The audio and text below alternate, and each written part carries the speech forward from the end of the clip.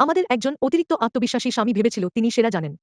বিছানা তৈরি করতে গিয়ে তিনি একটা ওয়ার্ড্রোব আর ডেস্ককে একসাথে মিশিয়ে ফেললেন। তিনি সবাইকে বলছিলেন কিভাবে তার তৈরি করা এই আসবাবপত্র ফাংশনাল আর জায়গা বাঁচানোর জন্য দারুণ। কিন্তু ম্যাট্রেসটা বসানোর পরই দেখা গেল এটা ব্যবহার করাই মুশকিল আর ডেস্কে আলো পর্যন্ত ঠিকমতো পৌঁছায় না।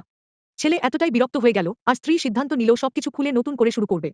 প্রথমেই আমরা একটা জিপসাম বোর্ড সিলিং লাগালাম, যেখানে লুকানো এয়ার কন্ডিশনার লাগানো হলো।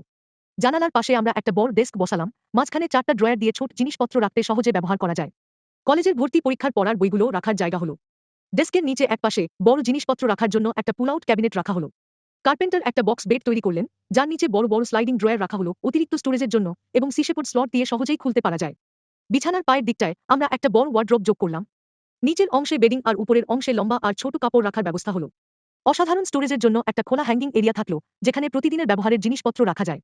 নিচে 3টা ড্রয়ার অতিরিক্ত কাপড় রাখার জন্য। শেষে দেখুন কি সুন্দর আর আরামদায়ক এই বেডরুম।